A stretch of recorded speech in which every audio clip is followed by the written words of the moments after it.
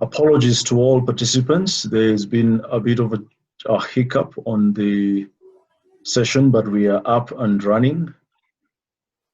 There was a bit of a practice. The Zoom system had just taken up as a practice session only, so we had to enable broadcasting, which is actually a very good security feature to allow for just the attendees who are meant to participate and attend this particular conference. Of course, it's open to all, but then there's a lot when it comes to security and Zoom bombing not affecting us. So good morning or good afternoon, everyone, depending on where you are from, because I believe we still have a good number of us who might be joining us from other jurisdictions, since this event is online and it's been broadcasted not just locally, but also internationally.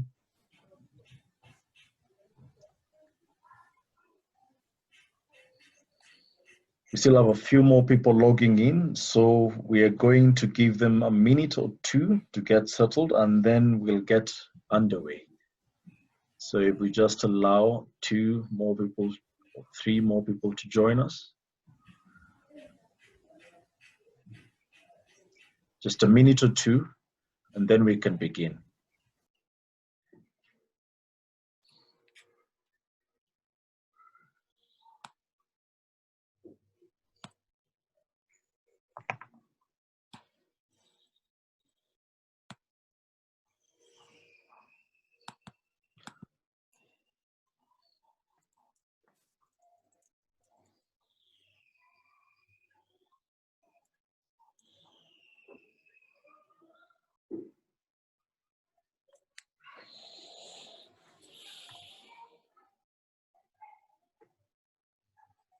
All right, I think we are ready to go. So thank you for joining us for today's webinar on the top cybersecurity issues or concerns for the boardroom post-COVID-19, because right now we are looking at what are we going to do after this. Some of the things that are affected us as we can always handle them as of now. We are used to COVID-19, so how a company is going to live beyond this particular pandemic. And I think we need to start focusing on the aftermath and not just on what's happening to us right now. So today's webinar is being presented by Mr. Timothy Uriedo, who's the co-founder and CEO Predictive Analytics. And he's recently also launched an initiative on the Fourth Industrial Revolution Club. He is going to tell us more about what he's been doing in that regard. But before I introduce Tim to take the floor, I would like to cover a few housekeeping topics for us today. One is that today's webinar is being recorded, and we should receive a recording of this at the end of it after it has been put together.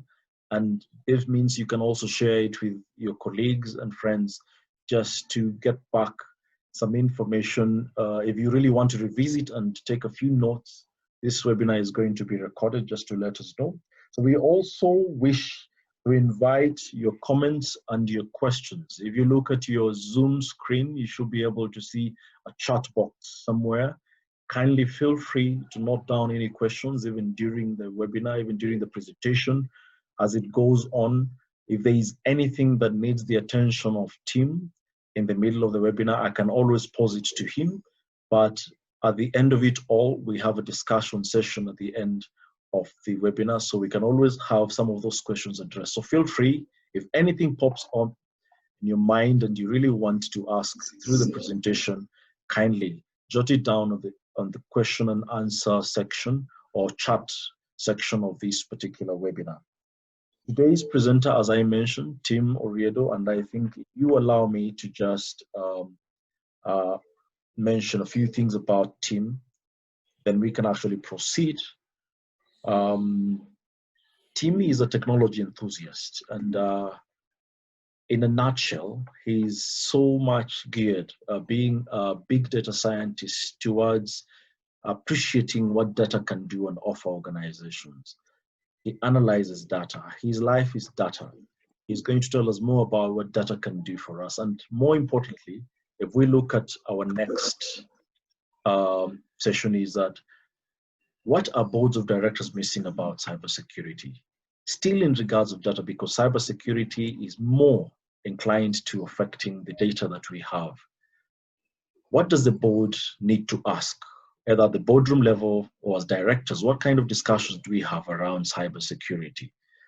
And in that, Tim brings to the attention of us all what the key responsibilities of directors are when it comes to matter cybersecurity concerns in the wake of big data, because most of us have heard about big data, and of course, post the pandemic that we're having, what shall we need to do? So at this time and this juncture, allow me to hand over to Tim so that he may enrich us with the knowledge and the nuggets of wisdom on matters that we need to basically look out for when it comes to matter cybersecurity. So Tim, will allow you to share your screen and to just say a few words as you start your session. Thank you very much. Thank you. Thank you, James. And good afternoon, everyone. I hope you are faring on well with the COVID situation. And as James has alluded, I've prepared some thoughts and insights on just how you are going to steward your organizations towards navigating around this subject of cybersecurity. And so, James, I think as I give the intro, you can enable me to share my screen. Yes. Okay, thanks. All right. So James did share a list of ideas that you thought would be critical for me to highlight on. And maybe if I may just go through them, and I feel like you've got another idea that needs to be addressed in the course of this discussion, please go to the chat box and key it in there. We have a participant who said that they wanted to know about the new perspectives on this topic of cybersecurity. A fair share of you wanted to understand the emerging cyber risk stroke COVID-19 impact. There was a chunk of you wanted to learn how to secure organizational data, emails, websites, laptops, phones. You wanted to learn how to heighten the securities of your systems. There are also those who have indicated how to protect the school from litigation in case of hacking. Yeah, so those are participants who actually is from the academic background. But I think most of the use cases that I see here is all centered around business applications, business interventions. And I've pretty much tried to align my presentation to those needs. So it's going to be not so technical, because I also appreciate the diversity of the nature of the audience that we have. I'll try as much as possible to keep it very broad and very specific to the key agendas that are affecting us. First, in 3 dimensions. The best way to understand this is to look at it from a personal perspective. So look at it from a personal perspective. What are your personal data? How do you go around sharing information, the digital breadcrumbs that you leave behind? Secondly, I'll look at the society at large, communities, the networks that we share, the systems and the ecosystems that we exist in. And then lastly, about the businesses. So how does that translate to the business value? Either through securing your internal systems or through protecting your employees and other stakeholders, such as your customers, to operate in an environment that's very secure. Yeah, so I think that's the broad spectrum that I'll be assessing this through, and I hope to find it. I hope you find it very useful. Yeah, in as much as it's a technical subject, I've tried as much as possible to break it down. Yeah, so I'll be having resources that I'll be sharing across, and just to mention, as Jens had said, we have launched an initiative called the 4th Industrial Revolution, and this initiative is purely based on the concept, on the premise that knowledge has to be continuously shared. Yeah, so this is a platform where we have continuing to share information and knowledge. I know that during the duration of this presentation, it's only 1 hour, so I'm not to be able to share enough, but I'll give you access to that system. There is a password that will be generated, yeah, where when you set up your account, and you'll be able to access key information and key documents that I'll be touching on during this presentation. So this presentation will be available to Jens, who will be sharing it with you at the end of this session. And at least I hope that answers, I'm trying to preempt any question that may be touching on that.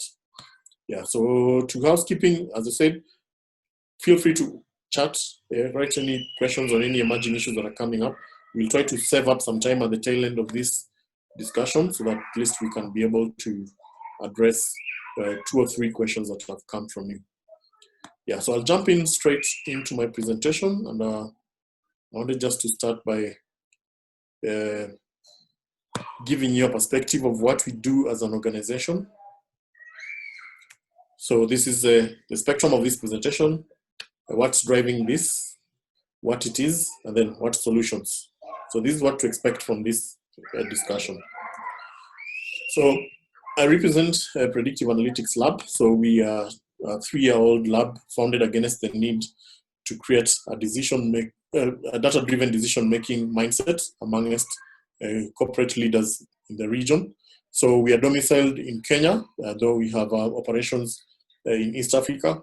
We also have a lab in Johannesburg with one of our partners, through which we enrich corporate leaders such as yourself in bridging the chasm of data-driven decisions.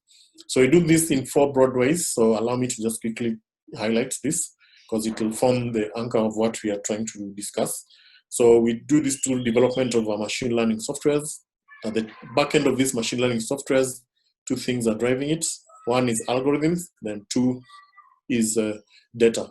So I'll be telling you how this data needs to be secured. I'll be showing you how algorithms are intellectual property, and through cybersecurity, you're able to insulate and protect your intellectual property as organizations.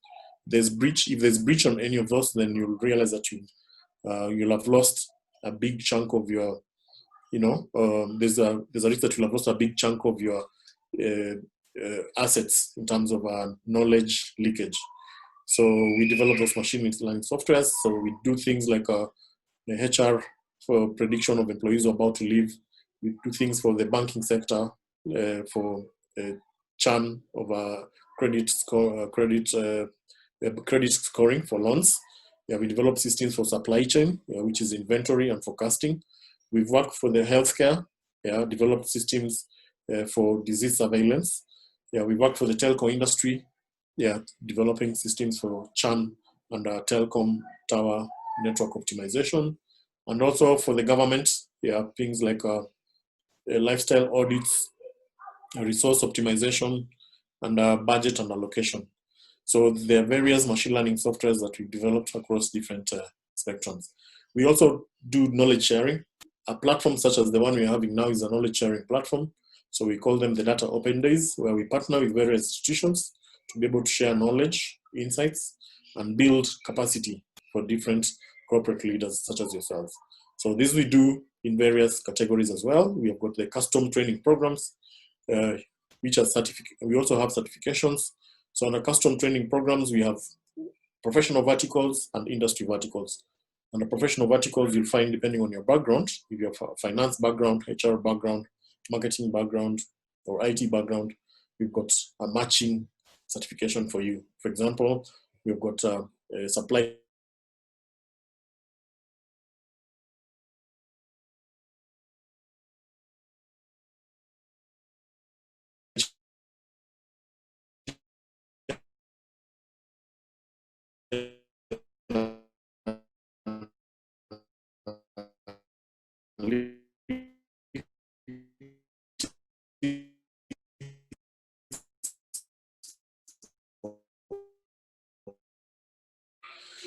Yeah, the other thing we do is strategy. You actually realize at the end of this training, one of the needs that you will have as an organization is to put up a cybersecurity strategy for your organization. There's what we call a data strategy for your organization. These are key bills which are signed in the last 2 years that I'll be talking about. Your organizations need to align themselves to the emerging risks that these bills portend. So we help you as an organization come up with strategies to insulate you from an inherent risk of litigation in case there's a breach on any of those policies. Yeah, so that's one of the key agendas that we do under strategy. Then lastly, data science as a service. Yeah, so this is for talent. If you're looking for talents to come and help you either on consulting level or on if you want to hire a data scientist or any technical staff, we're able to give you that service. So I'll move on to the presentation. Yeah, and so I think James will be my eye in case there's any comments on the chat, because I'll not be looking at the chat. You'll just be able to pop in with a comment, and then I can draw my attention to it. Now, what's driving this cybersecurity agenda?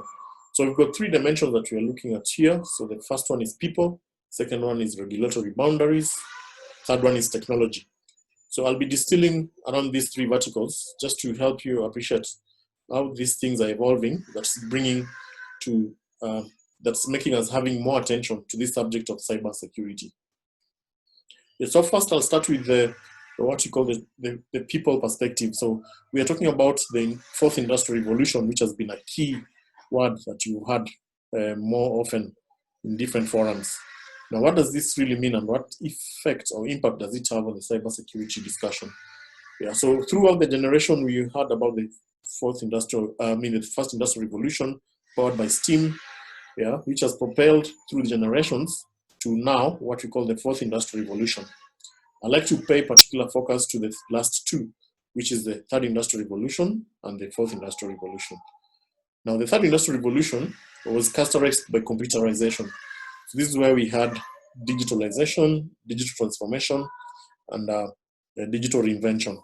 This is the advent of computers. So we had the first man landing in the moon.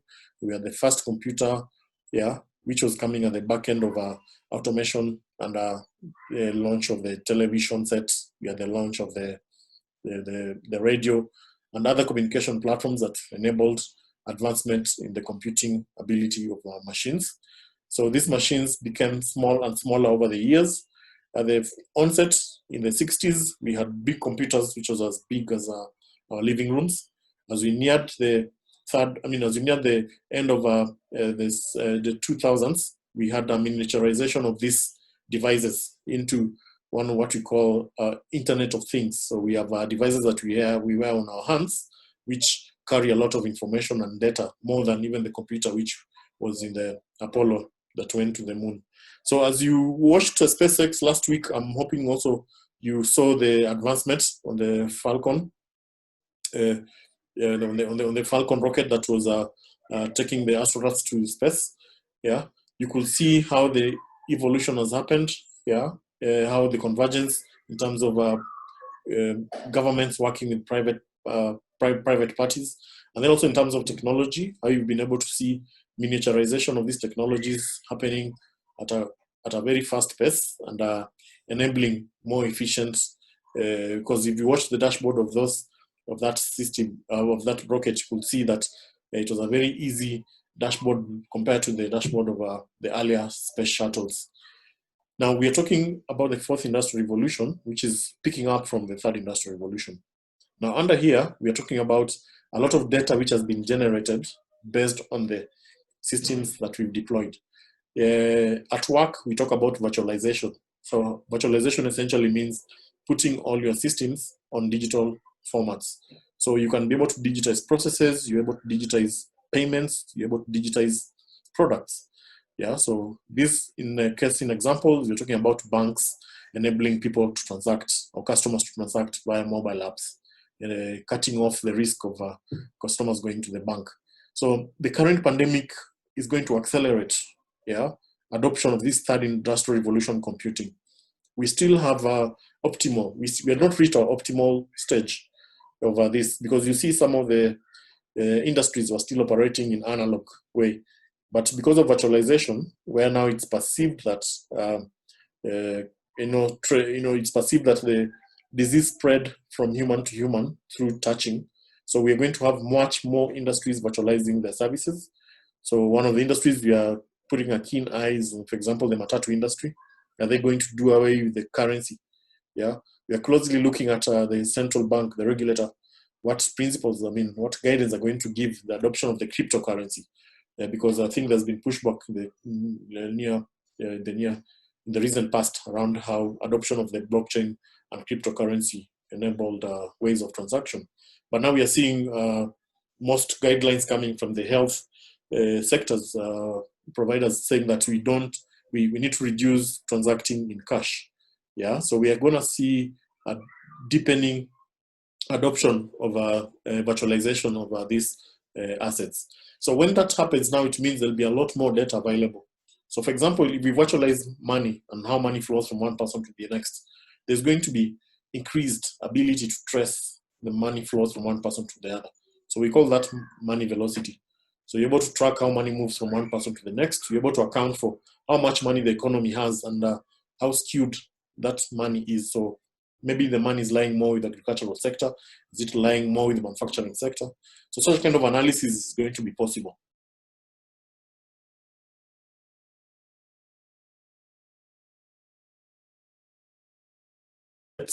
I'll be sharing an example about SIM card and SIM cards.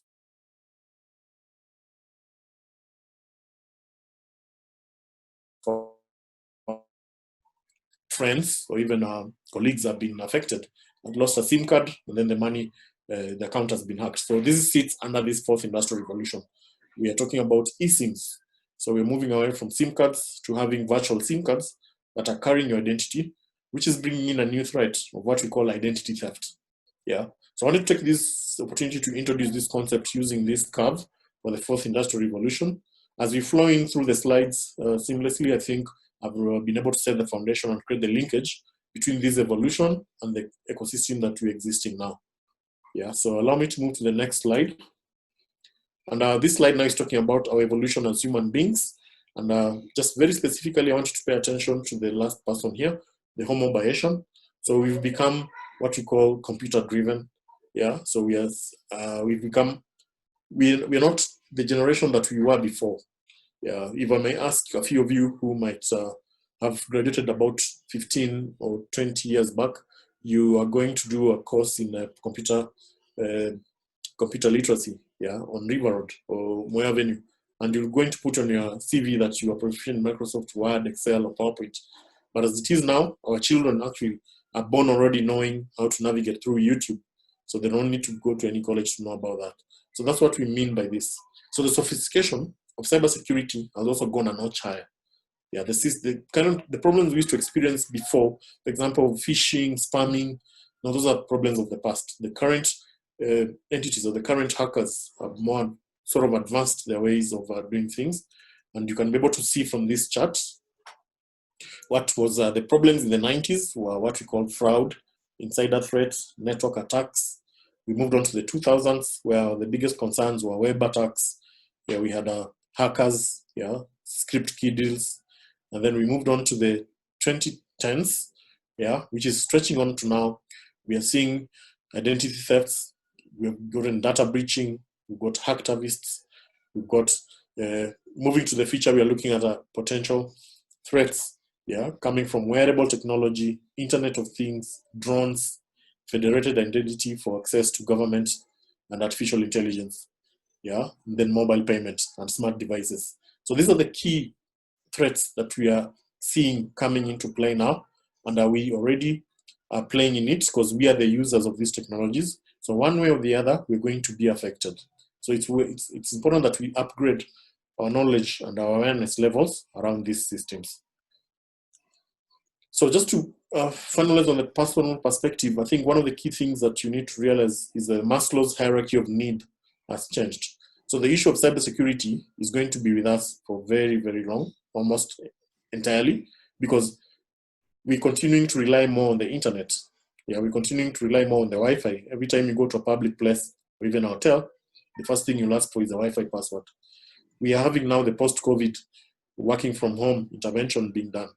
Most employees are now working from home. Yeah, that's being enabled by connectivity through Wi-Fi. And then we have batteries which enable this communication to happen. So we'll be seeing a lot more of these cases continuing to increase in terms of volume and sophistication, just because of our needs as human beings. This is an extrapolation of the Maslow's hierarchy of need. And if you map it further, you will see the issue of safety, yeah, comes in. Yeah, so this is a mirror of the Maslow's hierarchy of need, but in terms of generations. So in the current generation, which is technology driven, this is the interpretation of the Maslow's hierarchy of need. So the very basic physiological needs, which is the battery, connectivity, Wi-Fi. And the second is safety. And you can see this padlock, which is a representation of security. So safety needs coming in as a very key requirement, and which is the same interpretation I would like you to give to your businesses, that you need to put the issue of safety very critical and at the very center of your businesses. So for example, I wanted to use, as I said, in terms of individual, you need to understand and appreciate what's this kind of data that you give to social media platforms. Because this data is personal data. So there are 4 types of data that we give. So there's what we call the bio data. So this data that you have to give before you use the platform. Then there's what we call derived data. So the derived data is data that the system derives based on the observation of the data that you have given. And then there is the data that you volunteer to give, which is things like photos you've uploaded in terms of your location, where we've got things like comments that you give, you are liking a football club, or liking a certain sport, which builds a profile about yourself. So that gives birth to data processing. Most of these platforms, and you remember the Cambridge Analytica story, which just blew up about 2 years back, where most of the corporations, Google and Facebook, were accused of analyzing users' data and processing it and adding value to it to make what we call social engineering, being able to change the minds of voters, at the wake of a political election. So these are the kind of cybersecurity concerns that I want you to oscillate. So we are looking at the infrastructure side, which is more IT driven, and then we are looking at the personal driven, citizen driven kind of cybersecurity concerns. So this slide explains to you the kind of data that we give on social media platforms. You give away a lot of your information. So for example, you give your phone number, you give someone can be able to know your network of friends, you have a password that's there, you do transactions there, you set up your calendar and your schedules, you pin places of where you are. All those assets that are exploited by cyber hackers when they want to take advantage of you. And I'll be showing you examples of how, for example, location intelligence, things like maps, and using the Fitbit, how hackers have been able to exploit it and expose, for example, where the military bases are located. So this is, for example, Wi-Fi. So we even have a product called the Wi-Fi hacking tools, that these hackers actually teach how to hack. So we keep encouraging individuals not to use public Wi-Fi, because this public Wi-Fi can be easily hacked. We've got crypto miners. So crypto miners actually have a way of attaching some malware on your mobile phones and start using your phone to mine cryptocurrencies. So whenever you see your mobile phone becoming hot, it's actually been hijacked and it's used for mining those cryptocurrencies. There's some where public places that you go and then you ask for the Wi-Fi password. So immediately you start seeing your mobile phone starting to be hot. Please disconnect because it's actually been hijacked and they're getting information from your phone. So the other aspect that I wanted to touch on that's driving this is the regulatory environment. So these are 2 critical acts that our Kenyan government has signed up. And I'm sure if you've had a chance to look at them, you'll agree with me that they've been very instrumental in helping guide the governance and usage of these digital platforms. So on the left is the Cyber Protection Act. So this was signed into 16th May 2018. On the right, signed 11th November 2019 is the Data Protection Act. So this Cybercrimes Act came into effect in 2018. Already we've seen a few bloggers being taken to court based on its principles and guidelines. On the Data Protection Act, we are yet to see anyone being sued so far, but it doesn't mean that it's not law, it's law. So you need to be careful how you are sharing the data for your customers, how you are sending them emails, notifications, and even having access to their mobile phones. So we are helping companies come up with strategies to mitigate and prevent litigation based on these 2 laws. Yeah, so if you want a full copy of these laws, again, as I said, they're available on that platform for IR. I think I'll just type in the chart, and I'll just type in that where you can find and download the full copies of this, because it's important that you ground yourself and understanding what it is. Yeah, so the next part I want to look at is COVID. Yeah, on the left, we're talking about COVID pendulum. Yeah, on the right, you can see a butterfly, and this is something called the butterfly in the Amazon. So there's a mathematical conundrum that says a butterfly flying in the Amazon can cause a hurricane miles across the world. And this is really just epitomizes the current black swan event that we're experiencing of the COVID. We may have underestimated the death of, for example, the George Floyd, but you can see the ripples it's created across America. Yeah, so the events that do happen, they may look so insignificant, but the impact is almost far reaching. So from where I sit, for me, it's a sure bet that this COVID crisis is going to be the event that cataracts our entire shift from the third industrial revolution to the fourth industrial revolution. Yeah, it's an event that will have lasted whatever time it may gonna last, but the impact will be felt almost 100 years from now. Yeah, of course, if anyone is alive who was there 100 years ago, 50 years ago, 60 years ago, 70 years ago, they'll tell you this is not something that has happened before. It's really a landmark event, and it's something that has really reshaped and is going to have an impact on how we lead our organizations or how we develop systems for organizations. So I wanted you to bear this in mind, knowing that, for example, the change in how we work is going to really be very critical. Already we are having organizations talking about relinquishing some of the rental spaces they were having. They're having discussions on how to empower the employees to work more from home. Yeah, companies already looking at those models, seeing they can give the employees an advance to buy some more user-friendly furniture so that they can efficiently work from home. And that is actually something that's a reality being driven by these occurrences. Yeah, so already apart from the just use of research, and we can see already the technology side being affected by this COVID, and a lot of resources being pushed towards vaccine research. Yeah, for example, YouTube actually didn't throttle down their bandwidth. If you watch YouTube nowadays, they're not doing a lot of HD streaming. They did throttle down their bandwidth to enable this bandwidth to be availed to researchers who are working on the coronavirus vaccine.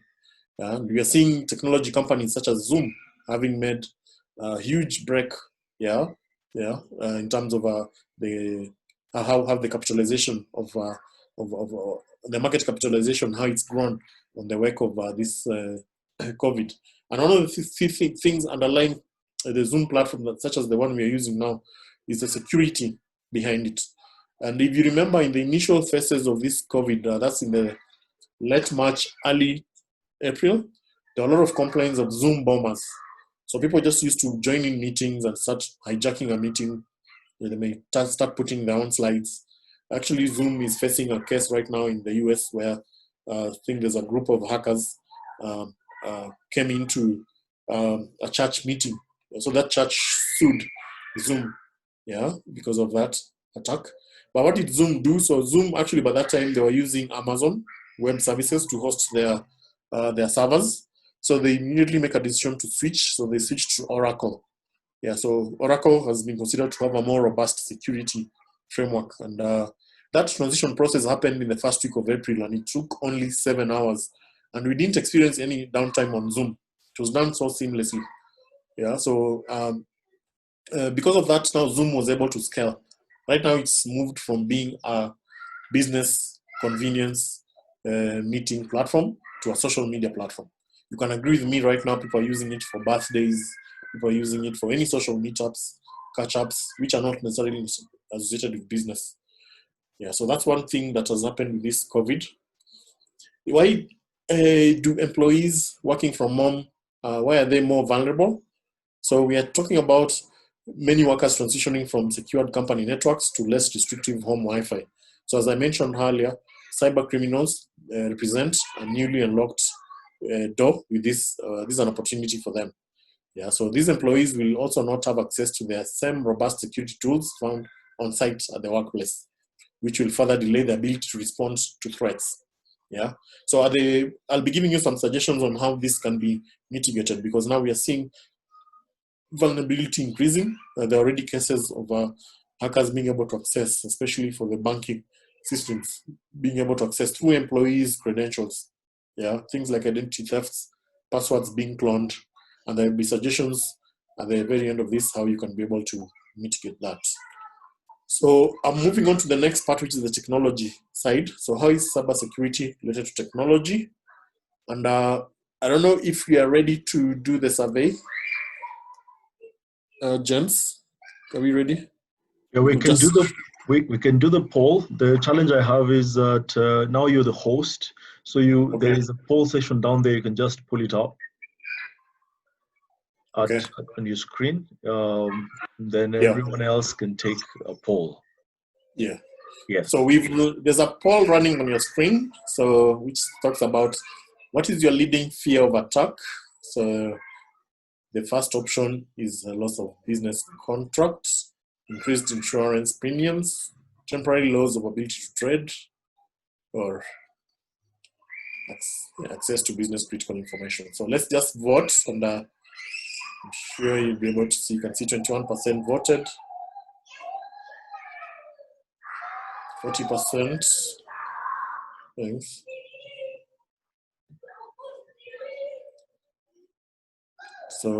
So far, it's a temporary access to business critical information, which is the leading.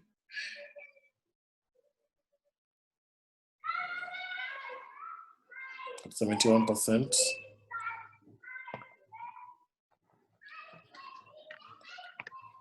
So the poll is closing in 2 seconds. Thank you. So, yeah, temporary access to business critical information. That's how we voted. I can just share the results. I'm sure you're able to see the results. So 69% of you voted for temporary access to critical information, 19% temporary loss of ability to trade, increase insurance premiums, because again, there is what we call a cybersecurity insurance premium. Yeah, locally, I know it's Aeon. I think it's Aeon Minute that provide that cover. Yeah, so we can actually insure yourself. Then loss of business contact. Yeah, so I wanted to use this poll results to launch into the next phase, which is just talking about information, because I'm sure actually, and when I was preparing this, I had a gut feel that that's what actually the main concern of businesses is. So I wanted just to demystify, yeah. I wanted just to demystify the whole aspect of data and linking to information by using this chart, which we call the information supply chain. So every time you use the word data, it's considered to be an IT word, but I wanted to use a more business-friendly term that we use it all the time called information. So in this curve, you're able to see 3 levels. So acquisition, administration, then application. So under acquisition, this is it represents how do we acquire information. So any business has got different information sources. So this could be generated through your ERPs. It could be captured through surveys. It could be observed through research. It could be information that's searched through your research department, or it could be information that's rented. So for example, the credit score companies giving information to banks, yeah, that can be able to use to make a decision whether to give a loan or not. Yeah. So what I wanted to show you is what are the key vulnerabilities at all these points for cyber attack. But before you do that, you need to know what exactly needs to be done at every stage and why is the risk more higher. So once you've acquired this information, you bring it inside to your organization, take it to the IT department. So they design for you a database where you're going to store the information. So how you store the information, of course, how you cleanse, yeah, how you tag, secure, index is also critical. Yeah, so this is where we talk about encryption. So things like passwords are always encrypted so that even if someone downloads an email, a list of passwords, he'll find encryption keys which they need to get before it decrypts those passwords. So what you're talking about here in the administration layer is really a fact of key concern. How are we as leaders of our businesses prepared to ensure that the information administration is well managed? Do we have a clear IT policy? Do we have a clear cybersecurity policy? Now we're talking about on-premise and on-cloud. If you're storing your data on-premise, do you have a clear policy on who manages the data center? Yeah, who has access to it? And this goes across. We're talking about the cleaner. We have had cases where a cleaner, actually will walk into the MD's office and sees a memo sitting on the table, and they'll take a photo of that memo, and then they'll link it and share it on our WhatsApp group, then it goes viral. Yeah, we've seen key cases such as the merger of NIC and CBA. It leaked to the media. Yeah, it leaked to the public even before the other stakeholders were told. So when you talk about information administration, it's critical. It's not security per se. It's those small things that we do. We've got things like CCTV cameras that sit in our offices. How sure are you someone cannot come and install a camera there, yeah, to come and check how you're typing your password, and take that information and go and hack your accounts and get your credit cards, yeah. So we need to be very aware about the entire value chain. Yeah, that's why we call it the information supply chain, where the vulnerabilities lie. Because most of the time we pay attention to cybersecurity, which is on cloud, yeah, and to be honest, that is pretty much well taken care of by the vendors. But we neglect the very basics of the systems that we need to do in our workplaces.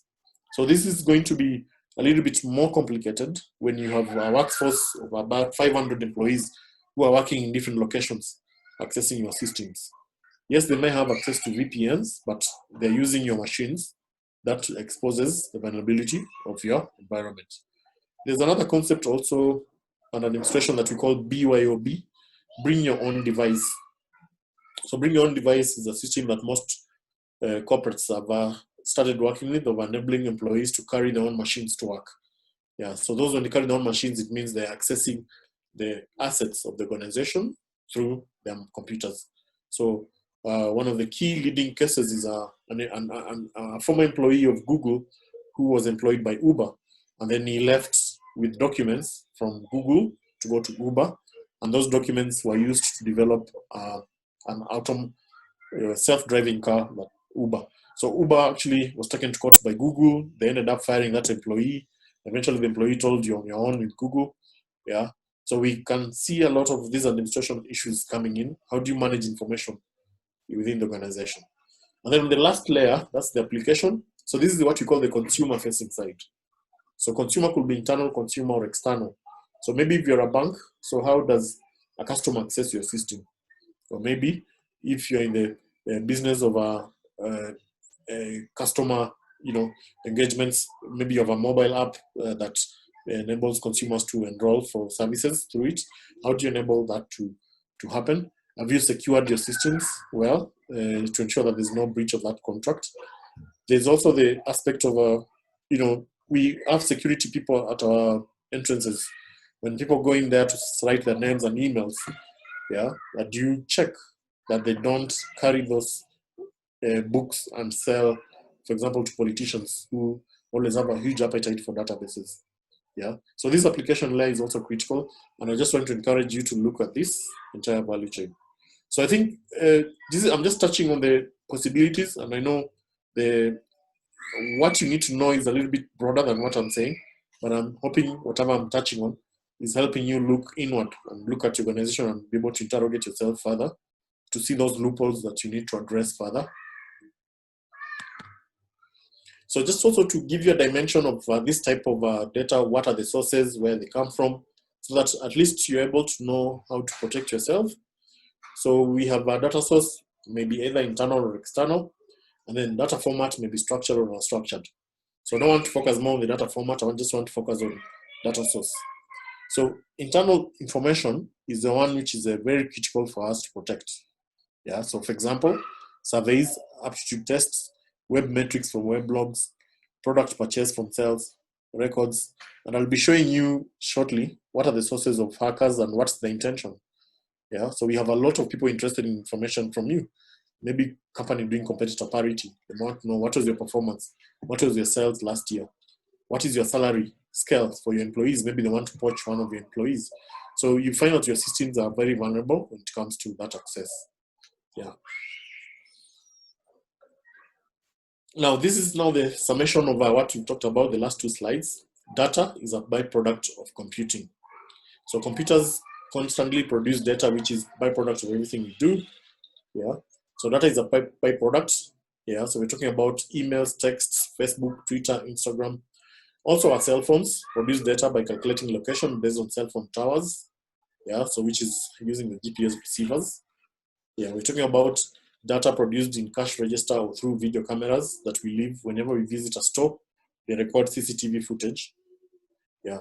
So the interconnected devices have enabled us to collect and analyze data about our health, well-being, and also our biometric data, which is the newer type of data that concerns most specialists. Yeah, I think I've already talked about that. So these are the most possible cyber attacks that you will experience. So there's the man in the middle, so someone coming between your system and the server.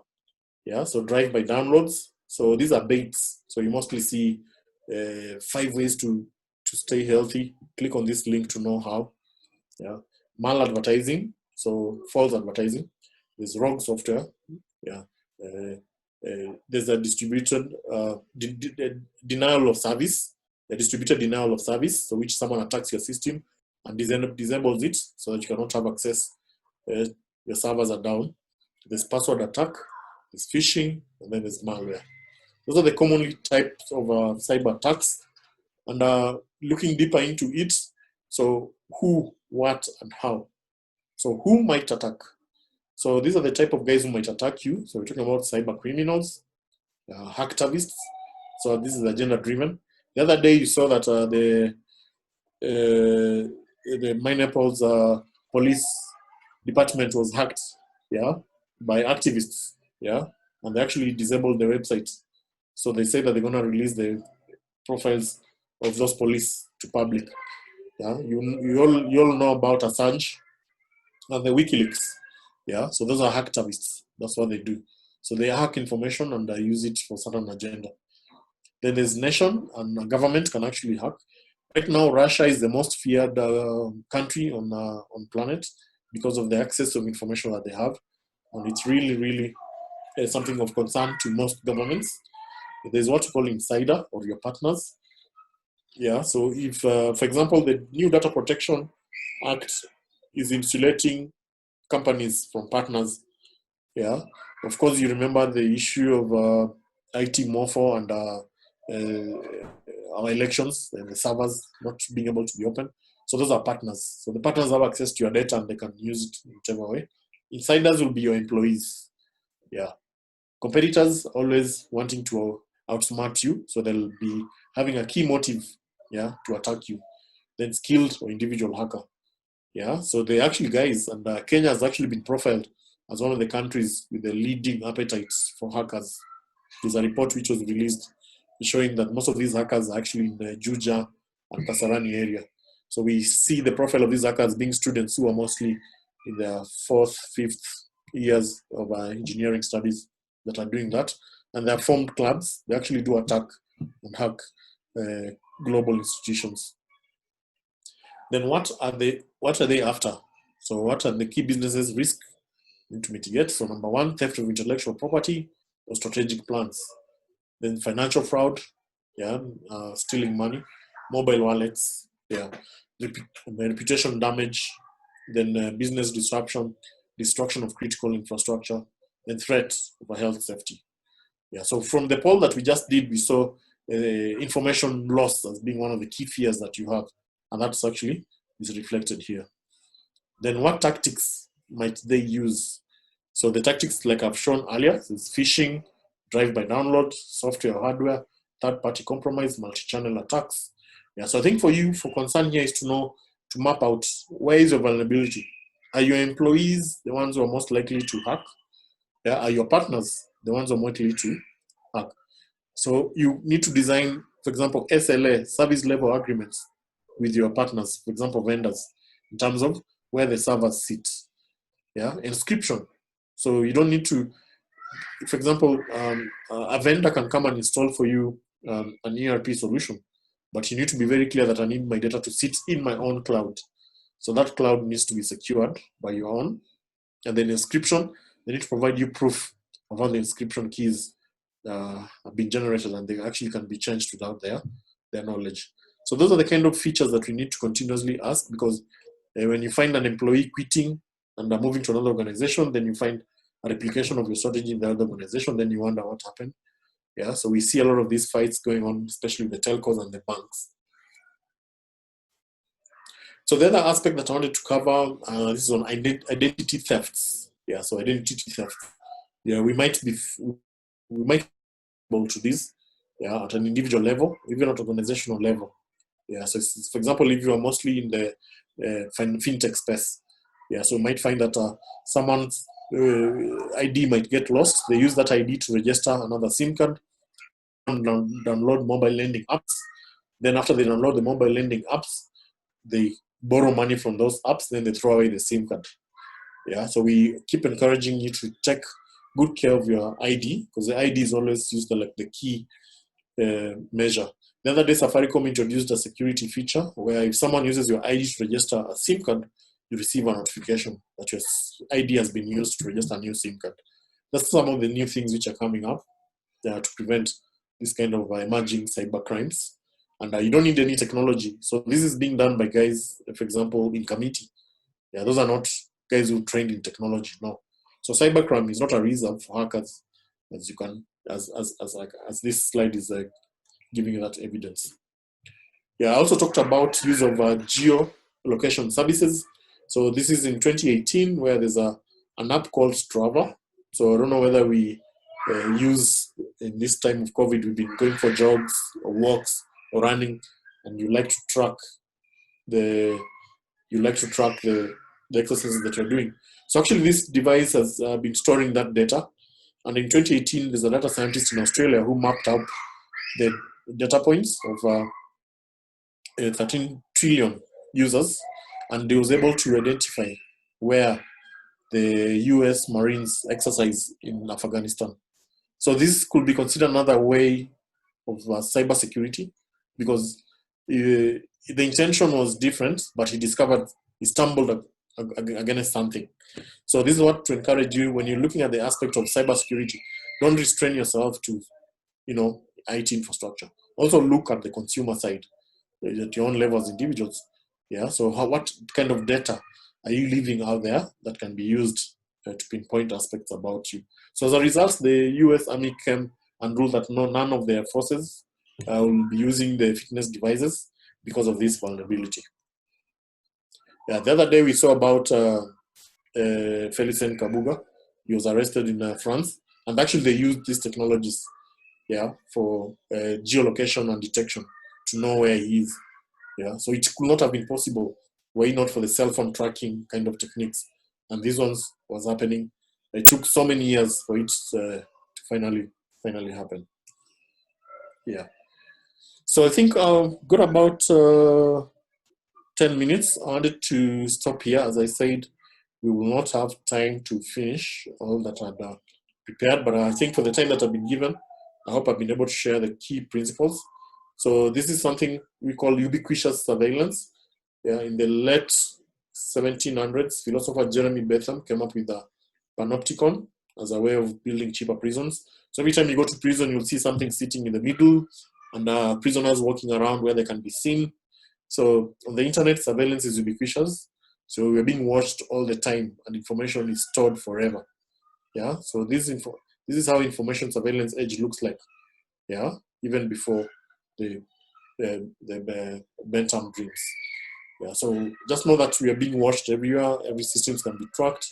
It's good to have a strategy, a consciousness on how to insulate and protect yourself against these practices. Yeah. So over to you, James. If you have any questions, I'd like to take them now. Great. Thank you very much, team. If you allow me, you can actually just send over the host, make me a host once more, so at least I can do this. And at this particular juncture, there are some questions that have come through. I would love to first of all pick one or two things that have come out of your presentation. That your typical hacker is in Juja and Kasarani, so it's just here at home. So that means the danger is just around us at the end of the day. So even as we run our organizations, we just need to know our hackers are just at the home ground, and the idea of having service level agreements with vendors. And I love the concept as you introduced on matters of homo biasianis. So we are homo biasianis because we are so much into computers. I have not, still waiting for a couple of questions from the group, but I will ask some questions that came out through the moment when we had registrations happening. We had some questions from a few individuals, and one question comes through from one of the participants. What is the difference between cybersecurity, data protection, and information security? What is the difference between cybersecurity, data protection, and information security? So if you can take that down as I ask two other questions, if you don't mind, team, can I take another question? Yes, please. All right, so the other question is, how does a board provide effective cybersecurity governance? How does a board provide effective cybersecurity governance? Okay. The other question is, what? Maybe I can take those two first. Take those two first? Yeah. All right, fine. All right. So the first question, the difference between cybersecurity, information security, and what? Cyber information and data. Information. Yes. Yes. Yeah. All right. So it depends with the scope. So cyber is a term that converges both information and data. Okay. So it's a more overarching term. So cybersecurity is now the overall. So under it you'll find data protection, you'll find encryption. Yeah. So in data protection, data is mostly the handling and managing of data. So you see the data itself as a physical asset that needs to be protected. We also have encryption. So encryption is actually an algorithm. So if someone decrypts your data, it means they've been able to decipher how you stored the data. So it shows that you are able to, unravel the meaning behind that data. So what we like using mostly is cyber. Yeah. Then information security is basically just how do you secure information flow? For example, emails from one party to the next. Yeah. So if you look at that definition, I hope it's been able to give you a sort of an overview of about the distinction is between the three. Okay. The other question was on the board. The board, yes. What does the board provide? How does it provide effective cybersecurity governance? Yes, yeah. So the board provides an oversight, and one of the ways they provide that oversight is through policy and strategy. Yeah. So by actually continuously bringing to task management to show proof of policy and alignment to governance, to especially governance. So, for example, right now we've got the cybersecurity's protection. So, it's to show a strategy, yeah, and that is to insulate inherent risk for the company to be sued in case there's a breach anywhere. So maybe you might have you might be facing a very huge risk. Like the data protection law says that in case of a breach in data protection, there's a penalty of 5 million Kenya shillings or 2 years in prison for the lead of the organization, or and a 2% turnover for the company's revenue for the whole year. So that's a very huge, significant blow to a company in case there's a risk. So it's something that's of board concern to ensure that you protect yourselves. Yeah. Thank you. There's another question from the audience, and this comes from Meshak, who asks, how can organizations protect their data during this season of working from home?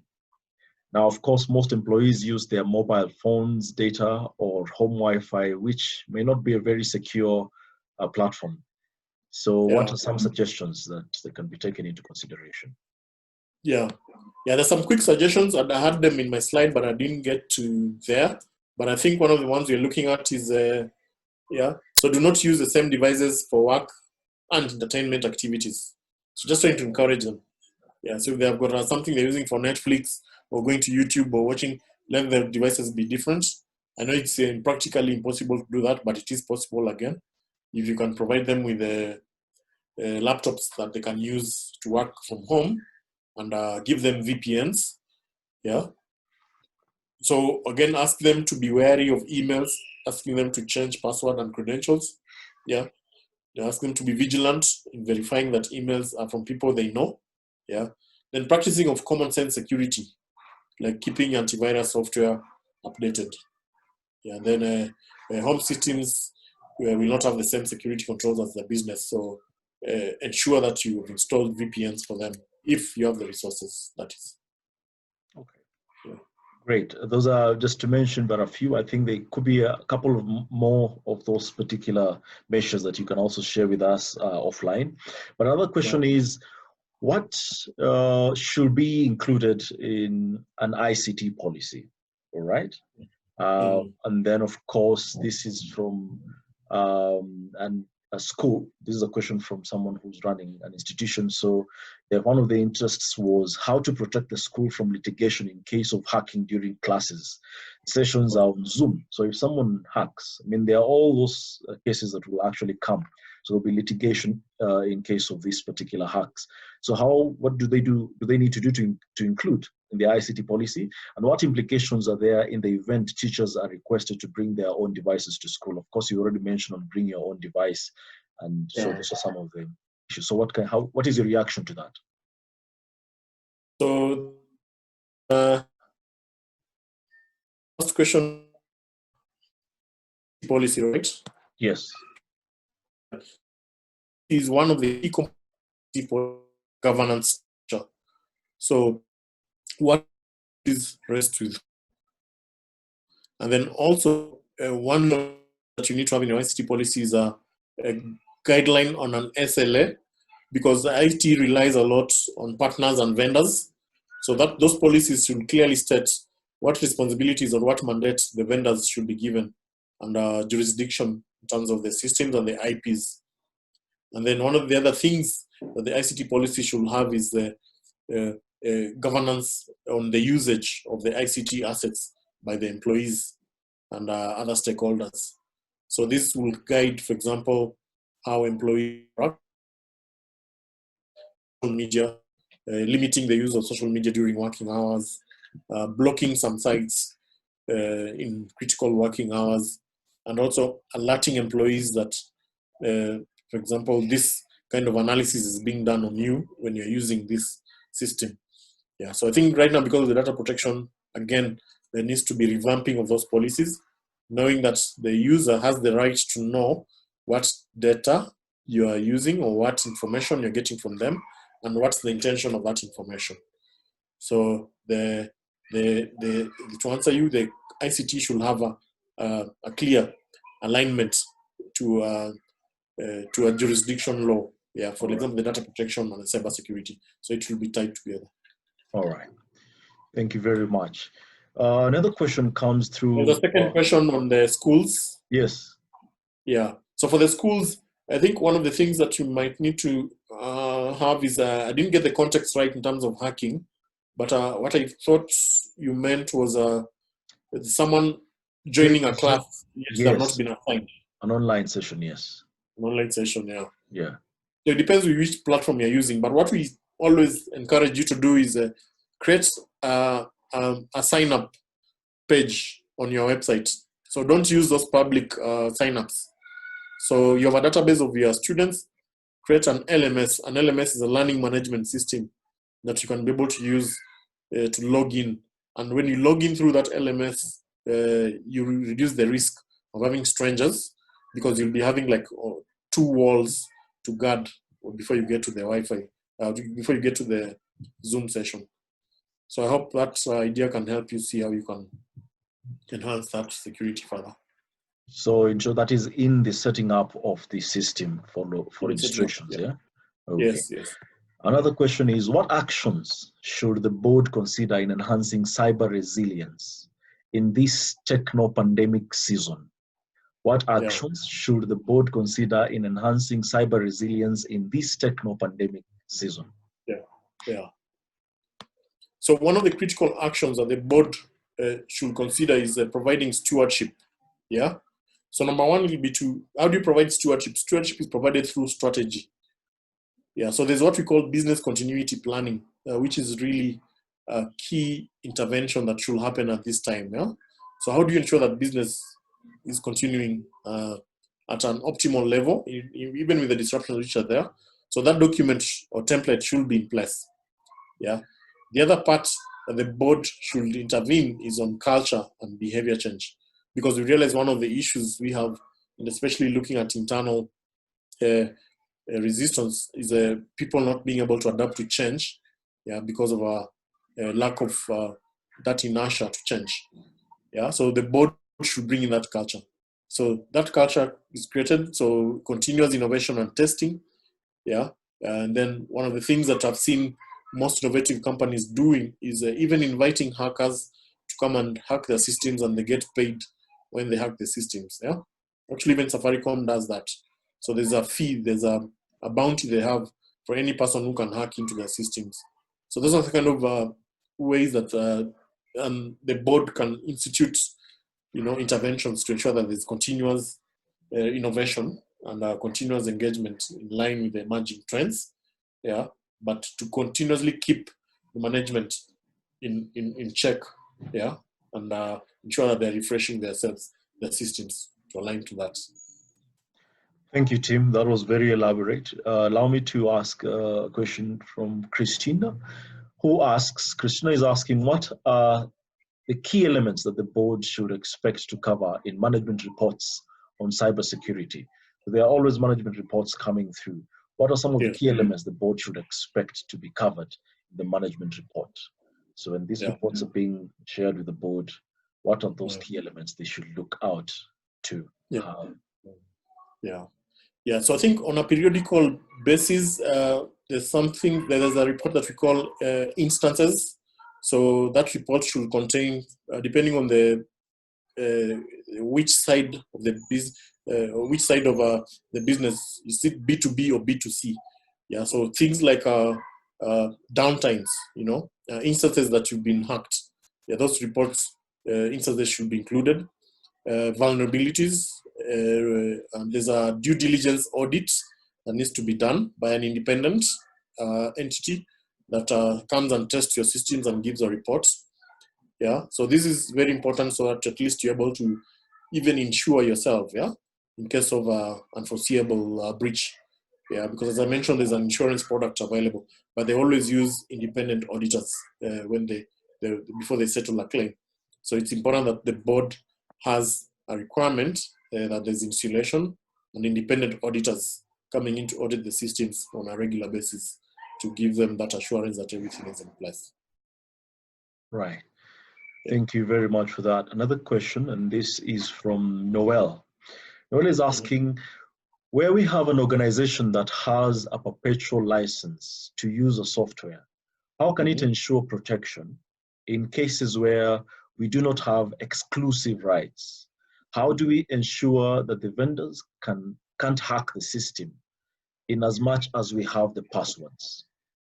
Yeah, that's why I mentioned about need for independent audits. Yes. Yeah, and then number one, during the onboarding process, first of all, just SLA, service level agreement, which is very clear. This is what we expect in case there's a deviation from this. And then also go for competitive bidding of IT solutions. Always avoid single sourcing, because that way you're able not to get the best. When you do open bidding, actually you even get ideas from across board, and you can be able to share some modules of the IT infrastructure with different what are they called, with different vendors. Yeah, so whoever has given you the best module can take up a certain part of it. Yeah, so we're trying to see that coming up more and more often nowadays, because we are moving away from the days when everyone needs to get a blanket end-to-end adoption of a solution. And then there was also something you asked about, how do you able to know if someone has, if your vendors have access to your systems? Yeah, so this is what I've mentioned about using an external auditor to check. Yeah. Okay. Thank you. There's also two more questions I think we can ask before we close this session for today. One is, does using Gmail, this is from Henry, or Yahoo account expose one to cyber risk, say from Zoom, and to what extent? That is one. I think you can take two if I ask the other one. The other one is there a law in Kenya to report offenders relating to cybercrime, specifically, just to report? Yeah. And also how to report cybersecurity issues on board matters and to law enforcement. Okay. Yeah. Yeah. So so I think to start with the first one, which was on the how do you is it he was asking about, just repeat the first one. The first one was on Gmail and Yahoo accounts. Yes, Gmail, yeah. So of course, Gmail, Yahoo, all those what you call public cloud, yeah? Those ones are called public cloud. And the opposite of it is private cloud.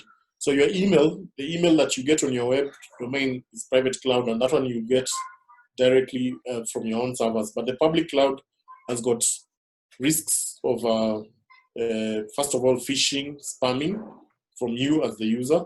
So you have no control over what emails comes to you. So people are auto-generating emails and sending and spamming them.